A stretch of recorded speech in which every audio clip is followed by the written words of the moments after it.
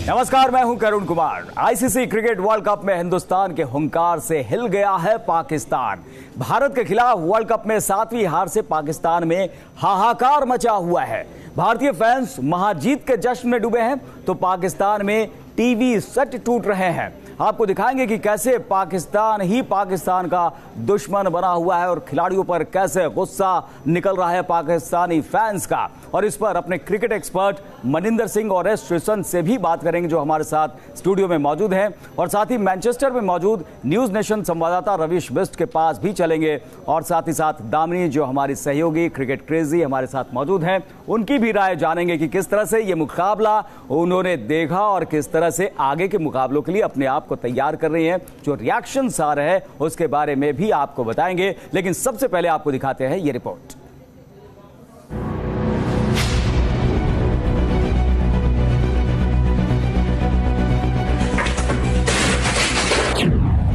हिंदुस्तान से मिली हार से बौखलाए पाकिस्तान।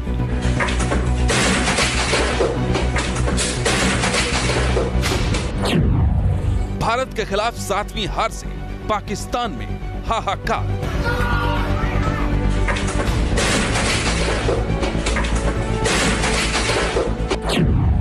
सरफराज पर फूटा पाकिस्तान का गुस्सा।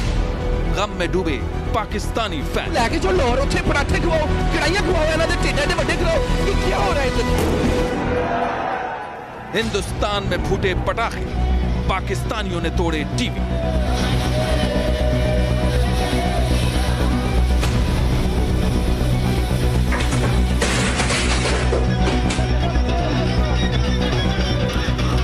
हिंदुस्तान में जश्न, पाकिस्तान में मातम।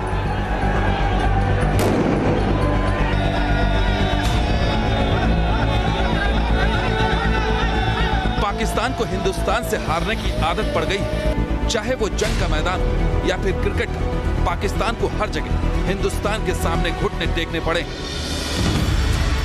और 2019 क्रिकेट वर्ल्ड कप में भी यही देखने को मिला, जहां मैनचेस्टर में खेले गए।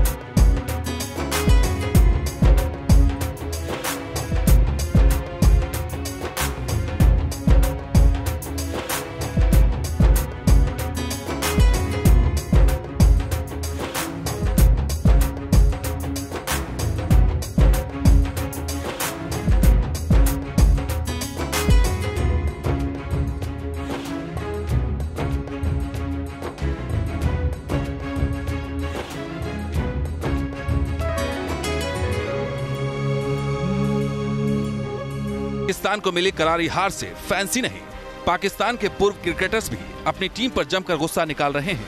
और पाकिस्तान के तेज गेंदबाज शोएब अख्तर तो सरफराज से इतने नाराज हो गए हैं कि उन्होंने पाकिस्तान के कप्तान सरफराज अहमद को 10वीं के बच्चे जैसा बताते हुए सरफराज को मामू तक कह डाला है। कप्तान तो बिल्कुल जैसे मैं क्या करूं, वो बिल्कुल मामू बना हुआ है मैनेजमेंट के सामने। कुछ समझ ही नहीं आती उसको, ना उसको कप्तानी, ना उसको बॉलिंग चेंजेस का पता लग रहा है, ना उसको ये पता लग रहा है कि मैंने डिसीजन कैसे लेना है। वो मेरे ख्याल में जैसे 10वीं क्लास का बच्चा नहीं होता, 10वीं क्लास स्टूडेंट होता है, उसको बता देते जाके ये करके आ जाओ अंदर, वो करके आ जाता है। तो इस तरह तो उसने कभी नहीं जीतना था। शोएब अख्तर ने पाकिस्तानी तेज गेंदबाज हसन अली को भी निशाने पर लिया है और कहा है कि वाघा बॉर्डर पर लंबी लंबी छलांग लगाने से काम नहीं चलता। मैच जीतने के लिए मैदान पर क्रिकेट खेलना पड़ता है। हसन अली, दुराना दुबमेल वाघा बॉर्डर के ऊपर छलांगे मारते हैं। जब जोर लगाने का वक्त आया था तो यहां करो ना, आप वहां पे वाघा बॉर्डर के ऊपर छलांगे मार रहे हो, आप यहां करो आके बॉलिंग, आप यहां जोर लगाओ, आप यहां पे आके लेंथ बॉल करो, सारी की सारी शॉर्ट पिच डिलीवरी कर दी है। देखो ये चीजें करने तब अच्छी लगती हैं जब आप 6-6, 7-7 आउट करते हैं। आपने आके 82-84 रन खा लिए हैं। चैंपियंस ट्रॉफी जीत के बाद हसन अली ने वाघा बॉर्डर पर हिंदुस्तानी सेना की नकल उतारने की कोशिश की थी, लेकिन अब हिंद के वीरों ने हसन अली समेत पूरी पाकिस्तानी टीम से हर अपमान का बदला ले लिया है। जिस तरह वो बैटिंग कर रहे थे, फखर भी, बाबर जुमान भी जिस तरह बैटिंग कर रहे थे, वो बिल्कुल रिलैक्स थे। वो ऐसे लग रहा था जैसे कि ये होती है एक नर्वस जब बंदा होता है तो उसकी ऐसी हालत होती है कि जब वो उसको पता है कि ये हम स्कोर नहीं कर सकते, ये मैच हम नहीं जीत सकते, तो हम बिल्कुल स्लो स्टडी खेलें, ना उनको मैच की परवाह है। उनको ये कि मेरिट पे खेलो, स्लो स्लो खेलते जाओ, जितना भी रन बनता है वो देखो। और वो चीज नजर आई है, कोई एग्रेशन नजर नहीं आया कि जैसे को किसी आफ्टर दी बॉलर जाना पड़े कि इस बॉलर को मैं अटैक करूंगा, इस बॉलर को मैं 15-20 रन करूंगा।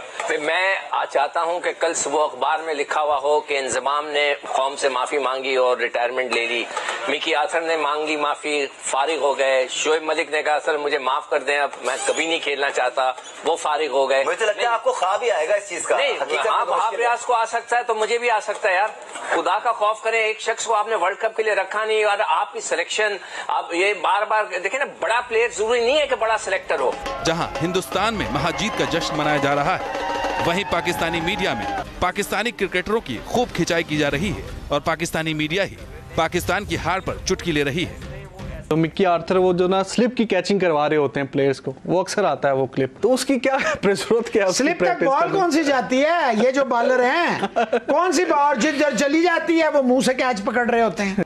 इतना ही नहीं, सोशल मीडिया में भी पाकिस्तानी खिलाड़ियों का जमकर मजाक उड़ाया जा रहा है।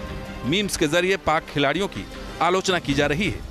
एक तरफ हिंदुस्तान जहां वर्ल्ड कप में पाकिस्तान पर 7वीं जीत के जश्न में डूबा है, तो दूसरी ओर पाकिस्तान में हार का मातम छाया हुआ है।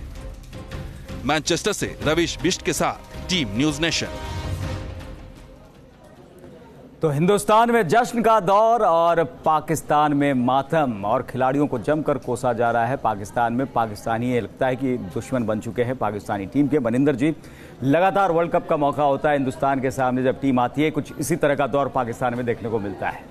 देखिए, चैंपियंस ट्रॉफी में भी हमने देखा था जब पहले मैच में हारे थे तो पाकिस्तान में क्या हाल हुआ था, किस तरह का उनका क्रिटिसिज्म हुआ था। देखिए, एक चीज़ माननी पड़ेगी उनको भी, हालांकि मैच के पहले वहाँ के मीडिया में मैं जितने भी उनके मीडिया डिबेट्स सुन रहा था, सभी ये कह रहे थे कि इस हिंदुस्तान की टीम के अगेंस्ट कोई चांस नहीं है।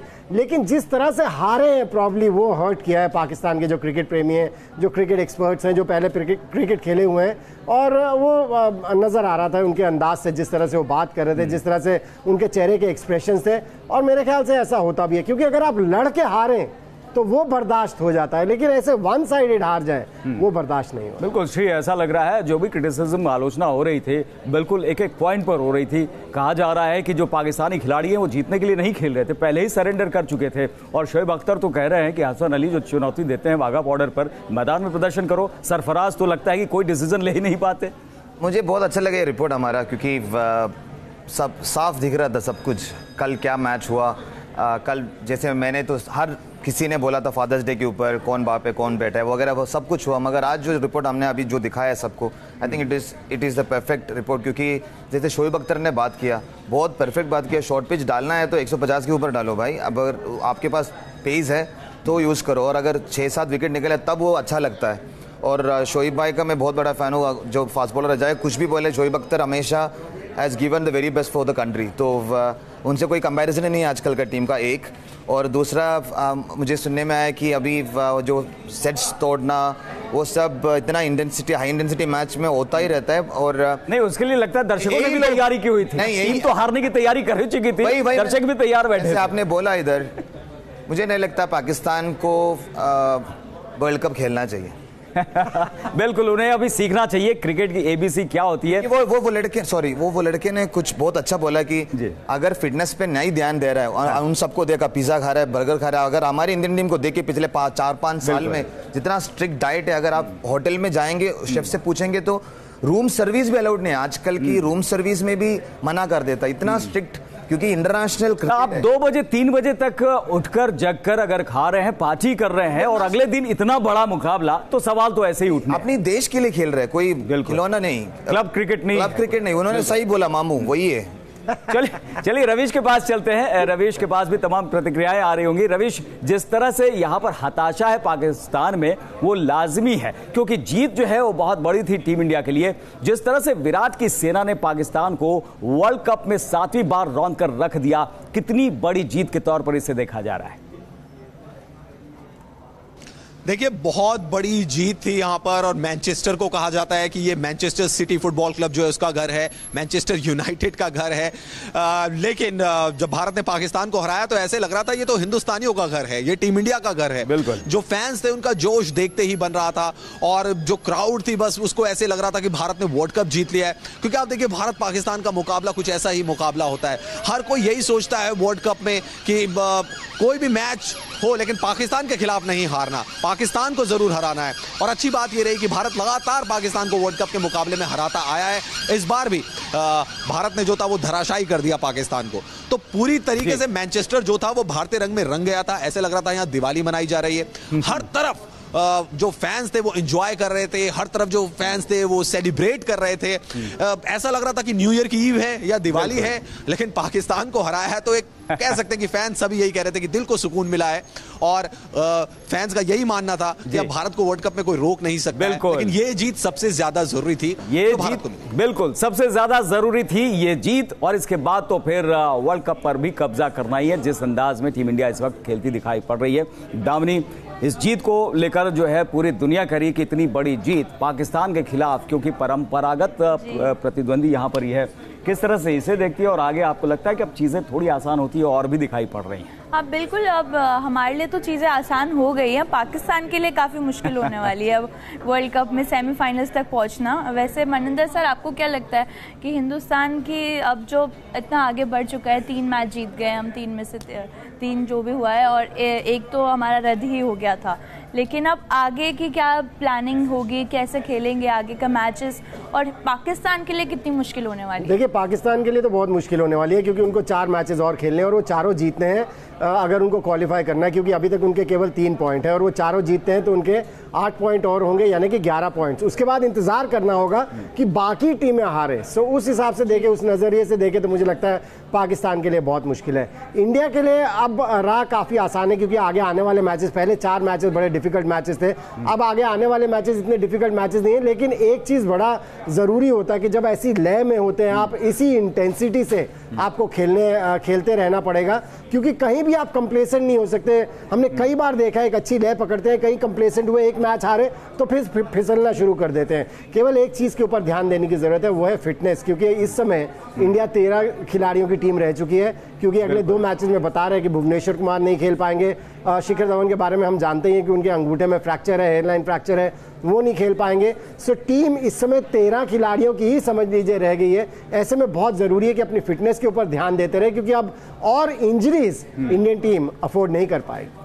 बिल्कुल। और श्री, ये भी खबर आ रही है कि 2 दिन तक टीम इंडिया के खिलाड़ी आराम करेंगे, कुछ फिटनेस को ही ध्यान में रखते हुए कि आपको रिलैक्स करने का टाइम मिले, आपको जितनी भी थकान हुई है उससे कम से कम निजात मिले और फिर से तरोताज़ा होकर मुकाबले में। मुझे नहीं लगता इंटरनेशनल क्रिकेट या इंटरनेशनल स्पोर्ट में कंप्लीट रेस्ट होता है, एक्टिव रेस्ट होता है हमेशा। रेस्ट बोलते हैं शायद स्किल्स नहीं करते होंगे, मगर स्ट्रेंथ सेशन या फिर रिलैक्सेशन, मतलब मुझे अभी भी याद है हमारा रिलैक्सेशन डे होता था, स्विमिंग का सेशन होता था या फिर स्पोर्ट्स थेरेपी वगैरह होता था। तो मुझे रेस्ट मतलब एक्टिव रेस्ट होगा, कंप्लीट रेस्ट तो नहीं करना चाहिए, क्योंकि वर्ल्ड कप 22 को मैच है अफगानिस्तान से। मगर फिर भी मैं नहीं मानता हम देश के लिए खेल रहे हैं, हम कोई दूसरा काम नहीं कर रहे।